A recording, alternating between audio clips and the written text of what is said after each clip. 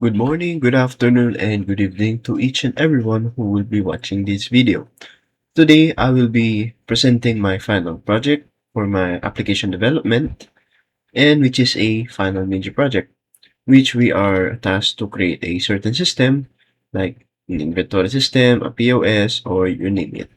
So for this one, we have the project guidelines, which is an individual as stated, which I will be using the Python, which is the PyCharm with the Flask framework, and the templates, which will be holding the HTML.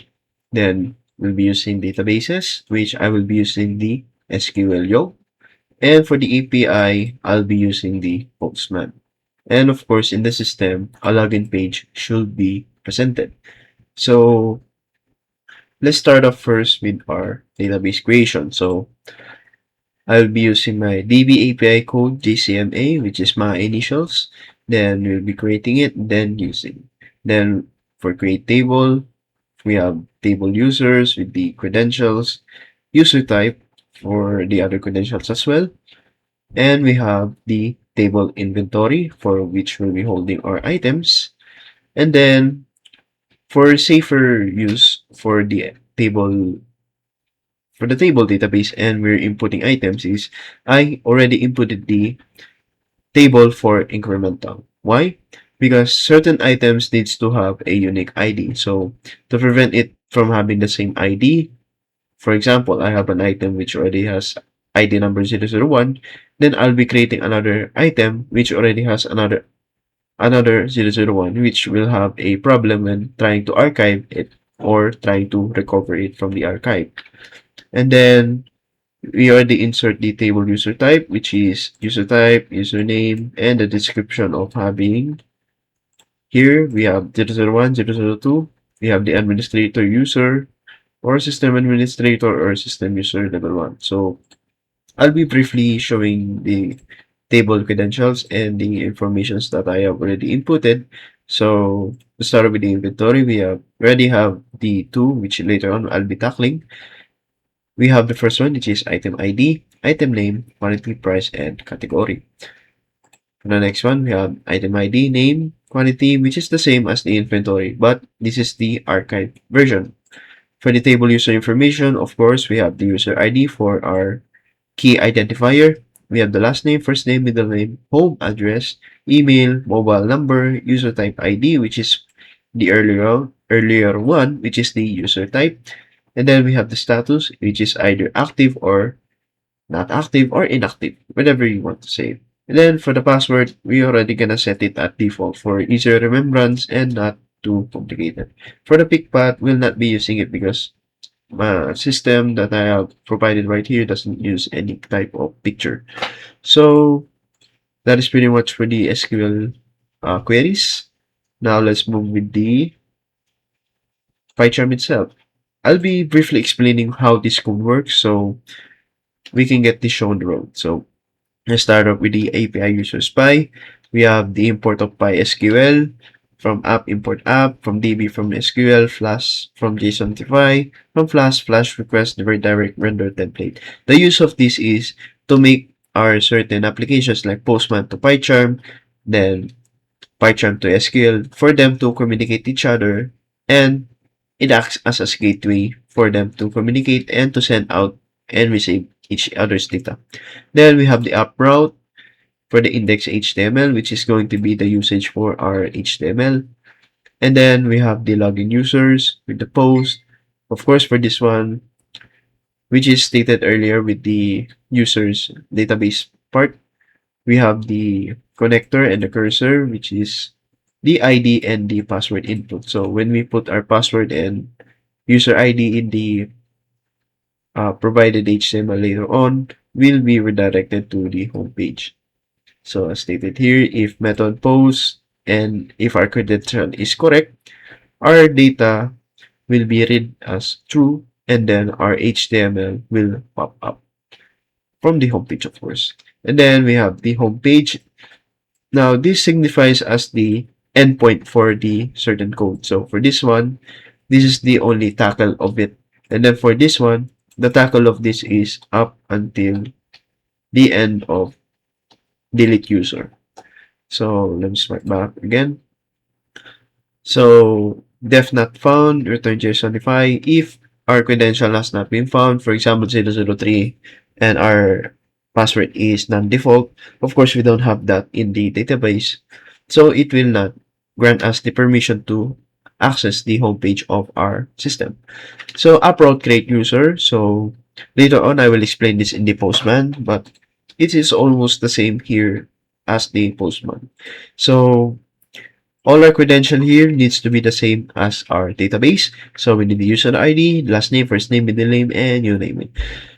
So if that is correct, all of those information will be added through our database through the use of Postman. So it is called quite the same for read all users. If we put the ID or we just put this our link at the Postman, which later on I will show. And then if we just click that and add this at the end of it, it will show all the users that has been inputted inside our database. And then for the read one users, it is just the same. But this one, we need a string ID for it to read us individually. And then for update users, so we have the method as put.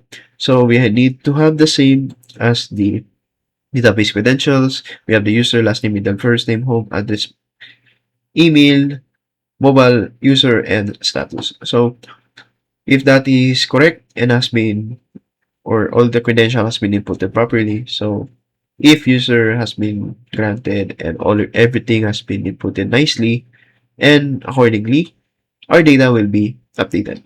And then for the delete user, of course, it's just the same as read one user but deleting. So we need to provide the string ID, which is either 001, 002, whatever or whatever you add. If we click send on the Postman, it will automatically delete that user permanently. And then for the inventory operations, it's just the same as creating user. So we have the create item, we have the same here. The read all items, we have the same over here as well. And for the read one item and update item. For the delete item, I added something here, which is the archive version. So if we delete an item with the integer of an ID, so for example, we have an ID earlier stated from one of my examples is 1, which is high grade RX-78 to Gundam. If that has been deleted, it will not be deleted permanently, but instead it will go into an archive section. So insert table inventory archive. So from what we are deleting from this table, we'll go to another table, which is deleted archives. So we have here the archives, which covers this part, all up to here. So read archives items, it's just the same as read all users, read all items, and then restore item. So it deletes the item from the current table, which is the archives table version. Then it will add it to the inventory part. And of course, as stated earlier, I need to have, or this system needs to have auto increment for the items not to have a error when it comes to restoring it. What do we mean by that? For example, I have an item which has the same as 001.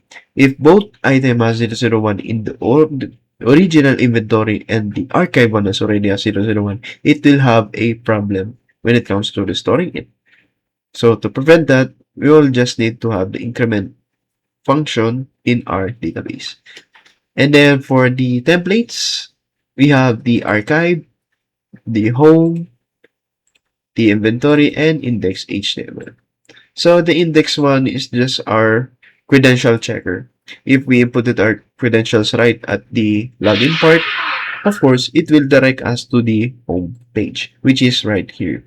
It is just basically the homepage. What do you expect? So the homepage part will only show what our system does, what does the system do, who is the creator, and certain top navigations. So for the top part, we have the home inventory archive, which later on I will show it. So for the start off, we'll start with the inventory. So it's just the same as adding, not adding, just showing all the inputted credentials in the database. So if active request, homepage, inventory, so this will act as the pathway for PyCharm and SQL to communicate each other, so that SQL will send the data to PyCharm, then PyCharm will act as a billboard, then shows the data to our HTML. And then for the existing items, it's just the H2 class, which signifying this item is already existing on that table. And then for this script, of course, this is where it reads the part in the database. So, which is self-explanatory for the most part. And then for the archive, it's just pretty much the same as the inventory part. It's just show the what are the items that's been deleted from the inventory, and then will be redirected to the archive. So it's just the same code, it's just the same script function, and that's pretty much it for the PyCharm part. So if I click this, it will show the HTTP semicolon, dual colon, and slash slash 127.0.0.1 colon 5000, which signifies our local host server. So if we click this, it will redirect us to the user login. So before I do that, I'm gonna go to the Postman first. So in here, I have already provided all HTTP/create user functions for easier navigation. So for example, I want to create a user, but not the system administrator, but the user one, system user. So here are the credentials that I already provided, which is user 002, Apung Jet Clement Magno, Alasas Village, try@gmail.com, 123.56, and non-active or inactive, depending on what you input, and then a password as default number 1 or default 1. There we go. So we click this. So record added successfully. So we go to the SQL, then go to the user info. Our information will be already added in here. And then for the read all, this is what I meant earlier. If we just put our localhost IP and then read all users from the PyCharm area, if we just click send, then it will read all of the informations that have been provided in the database. And the read one is just the same. Put the IP, read one user instead of read all user, and then add another slash for 002, or depending the ID that you have inputted on the database or in the database even. So if you click that, there it shows the credentials of this student. And then for the update, for example, I'll be using the user 002 again. So this time, let's make this as Fritz.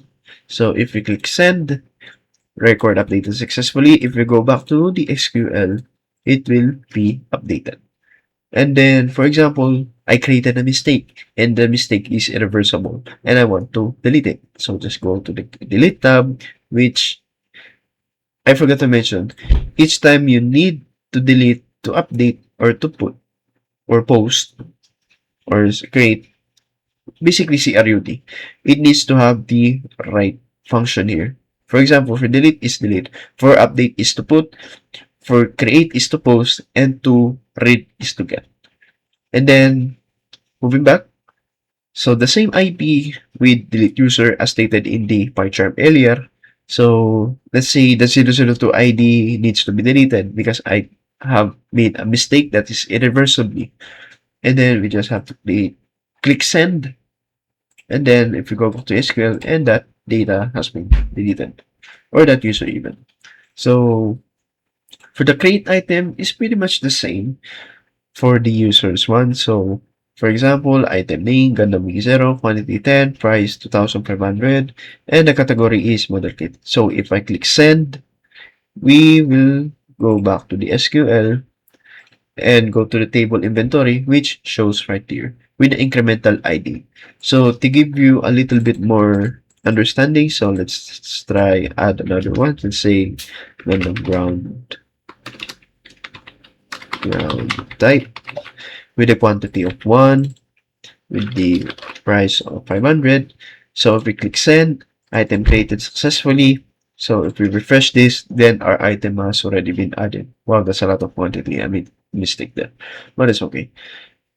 And then for the read all items, it's just the same as read all users. So if we click that, all of our items will show as it is. And then for read one item, let's say I want to read the number 3, so we just click enter, and there it shows all of our credentials that have been inputted. So for the update item, let's say I want to update the previously added ground type Gundam because I made a mistake. So instead of ground type Gundam, let's say Gundam, let me just check again. Let's say it is space type with a quantity of 10 only with a price of 1,000. Let's put some decimals on that.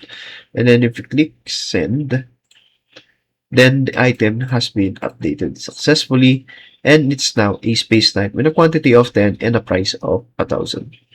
And then for delete item, let's say that item does not exist, what I inputted earlier. So just click send, refresh, then the item has been deleted. And then for the read archive, so just put the IP, the local host IP even. So read all archives item, then it will show the archive item of our Gundam space type. So restore archive. So let's say the ID of our restoring item is number 3. So we just click that. Item restored successfully. So if we go back to the SQL, then our item is already back. So let me show you this in the HTML version. So let me just refresh that. And then let's say I have 001 and then the default here, then sign in, then here is the home page. Then we have the 3 top bars here, top navigation bar, we have the home, which is right here, the inventory, and the archive. So I've already told how inventory and archive works, so I'm just gonna show it to you visually. So let me go back to Postman, and then let's say create another item. Let's say let's put the ground type back again. So yes, just click send.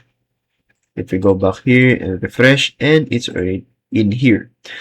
Now let's say let's go back to the Postman, and then delete item. Let's say the number 4, which is the ground. If you click send, item archive and deleted successfully. Let's go back to the HTML, refresh, and let's go back to archives. Then archives will be in here. So it's just the same. If we go back to the Postman, restore archive, which is ID number 4, send, go back to the HTML, refresh, then go back to inventory, and there goes all our items. So that's how my system works. I know it's simple and it's very simple, and I think this should do it. So thank you very much for watching this video, and I hope you learned something new. Don't forget to like and subscribe if you want to. Of course, I'm not pushing you. So if you want any more questions and clarification, just comment down below, and I'll be actively replying to all of the comments and everything that you want to tell and say about them. So thank you very much. This is Gundam Slayer 213 from YouTube, and I'll be signing off.